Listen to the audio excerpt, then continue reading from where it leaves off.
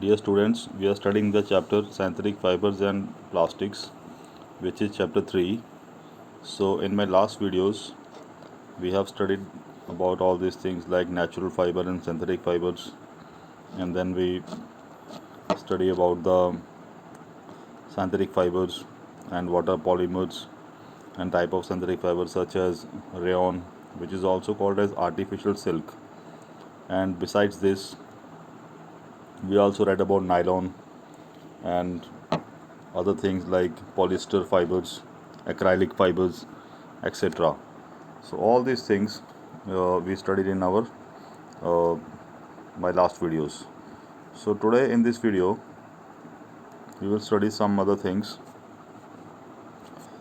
such as all this we have discussed already, plastics and types of plastics. So it will take some time. Let me adjust the screen first. So in this video let us discuss about the different type of plastics. So plastics are of different types such as thermoplastics, that includes polythene and PVC, and another type of plastic is thermosetting plastics.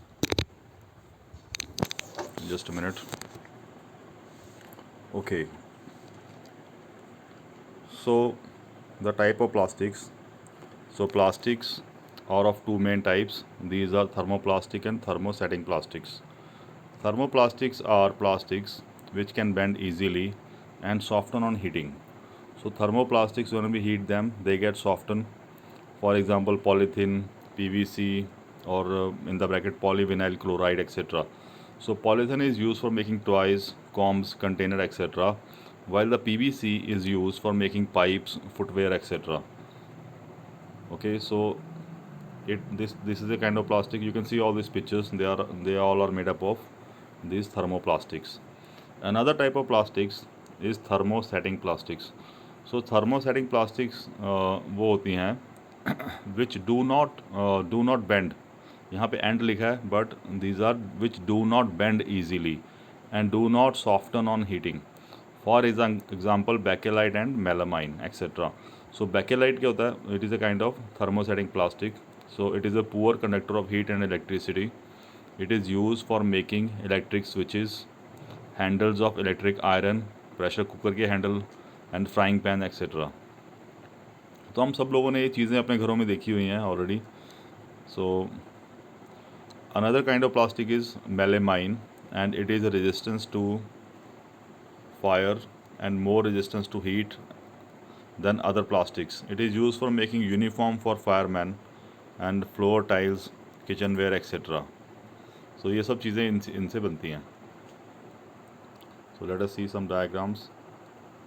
यहाँ पर ये सब चीज़ें जो हैं, ये देखिए switches हैं और इनके जो हैंडल हैं ये इलेक्ट्रिक इंस्ट्रूमेंट के, और यहाँ प्रेशर कुकर के हैंडल हैं, फ्राइंग पैन के हैंडल जो हैं, they all are made up of this melamine. And फिर ये यूनिफॉर्म है जो this all are made up of thermosetting plastics, all this things.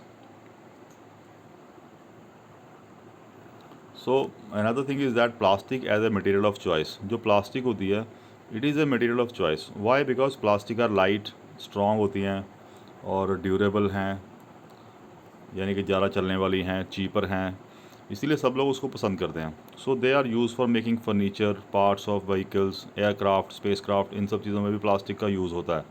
And plastic do not react with air, water and do not corrode. तो air के साथ इसका reaction नहीं होता है, वाटर के साथ भी नहीं रिएक्शन होता है, क्योंकि बहुत सारे ऐसे मेटल्स होते हैं जो जिसमें अगर हम कोई चीज़ स्टोर करते हैं तो वो ख़राब हो जाती है, क्योंकि उनका रिएक्शन हो जाता है. बट प्लास्टिक में ऐसा कुछ नहीं है. And so they are used for making containers for storing many different kinds of materials and chemicals. So हमारी लैब में भी अगर आप देखेंगे, केमिस्ट्री लैब में जाकर, तो वहाँ पर भी ज़्यादातर कंटेनर्स प्लास्टिक के ही बने हुए हैं. And plastic are poor connector of heat and electricity. तो हीट और इलेक्ट्रिसिटी जो होती है इसमें इनको नुकसान नहीं पहुँचाती है. So they are used for making electric wire, switches, handles of utensils, kitchen ware, floor tile, fire resistance fabric etcetera.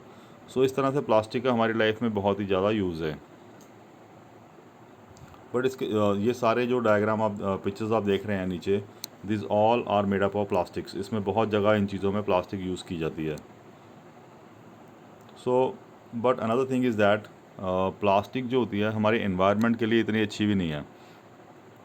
हमारे लिए तो अच्छी है लेकिन it is not good for our environment. So दो तरह के मटेरियल होते हैं, one is biodegradable, okay, another is non biodegradable. So biodegradable क्या होता है? Biodegradable are the material which can be decompose by micro organisms, for example wood, paper, leather etcetera. जितने भी नेचुरल चीज़ें हैं उन वो सारे जब हम उनको फेंक देते हैं तो वो बायोडिग्रेडेबल हैं। उसको माइक्रो ऑर्गेनिज्म उसे छोटे छोटे टुकड़ों में तोड़ देते हैं और ultimately they get mixed in the soil, और वो सॉइल में मिक्स हो जाते हैं। लेकिन जो नॉन बायोडिग्रेडेबल होते हैं वो मिक्स नहीं होते, करोड़ों सालों तक वो वैसे के वैसे ही रहते हैं। तो plastic is actually non biodegradable.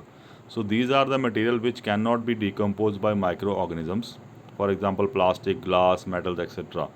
Since plastic takes several years to decompose, they are not environment friendly and cause pollution of water and soil। तो हमारी सॉइल में रहती है प्लास्टिक, खेतों में चली जाती है, वहाँ पे पड़े रहते हैं बहुत समय तक, गलती नहीं है। फिर पानी के बहाव को रोकती है, जहाँ ड्रेनेज सिस्टम होते हैं वहाँ फंस जाती है।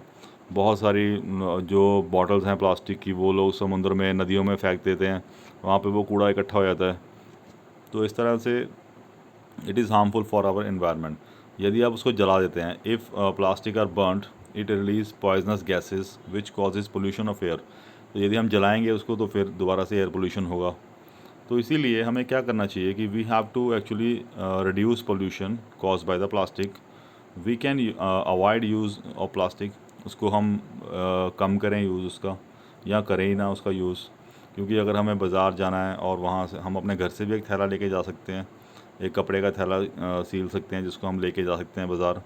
तो इस तरह से हम प्लास्टिक नहीं लाएंगे घर में, पॉलीथीन बैग नहीं लाएंगे, तो फिर वो वेस्ट जनरेशन नहीं होगा, हम उसको फेंकेंगे भी नहीं, तो वो सारा का सारा प्रोसेस जो है वो रुक जाएगा। तो use a bag made up of cotton और जूट। तो अगर ज़्यादा ही ज़रूरत है तो कॉटन का बैग ले लो। जूट के बैग भी मिलते हैं आजकल बाज़ार में, थोड़े से एक्सपेंसिव होते हैं, बट क्योंकि हमारी इन्वायरमेंट हमारे लिए ज़्यादा इंपॉर्टेंट है तो इसलिए इतना तो हमें करना ही चाहिए। And biodegradable and non biodegradable waste should be collected and dispose separately. So हमें क्या करना चाहिए कि अपने घरों में डस्टबिन इस तरह से अरेंज करके रखनी चाहिए कि हम बायोडिग्रेडेबल वेस्ट और नॉन बायोडिग्रेडेबल वेस्ट को हम मिक्स ना करें। तो जो बायोडिग्रेडेबल है वो तो ultimately it will be decompose by the micro organisms, but जो नॉन बायोडिग्रेडेबल है उसको हम किसी तरीके से ट्रीटमेंट करके, इकट्ठा करके, उसको ट्रीट करके केमिकली, तो उसको हम डिग्रेड कर सकते हैं, उसको डिकम्पोज फिर हम कर सकते हैं। Okay, so that is why it is important to keep a separation between the two type of waste. अगर हम दोनों को मिक्स करते हैं और फेंक देते हैं तो फिर उसको सेपरेट कौन करेगा? तो वो तो वैसा का वैसे पड़ा रहेगा वहाँ पे। जो जो सड़ना है, जो माइक्रो ऑर्गेनिज्म ने उसको डिकम्पोज करना उसे तो कर देंगे वो, लेकिन जो प्लास्टिक वगैरह चीज़ें हैं वो सारी की सारी फिर वो they will cause pollution of air, water and soil. So plastic waste should be recycled. और यदि हो सके तो प्लास्टिक को कम यूज़ करिए या उसको रीयूज़ करिए। तो बहुत सारे इस तरह के प्लांट्स भी हैं, फैक्ट्रीज़ भी हैं जो कि प्लास्टिक के मटेरियल को they do their recycling. So that is why plastic is good but it is harmful. So ये क्वेश्चन भी बहुत बार एग्ज़ाम में पूछा जाता है कि why should be reduce the use of plastic. So any we will discuss it when we will discuss the question answers. So अभी के लिए इतना ही, and this also ends our chapter. यहाँ पर हमारा चैप्टर ख़त्म होता है। So in my next video we will discuss about the question answers.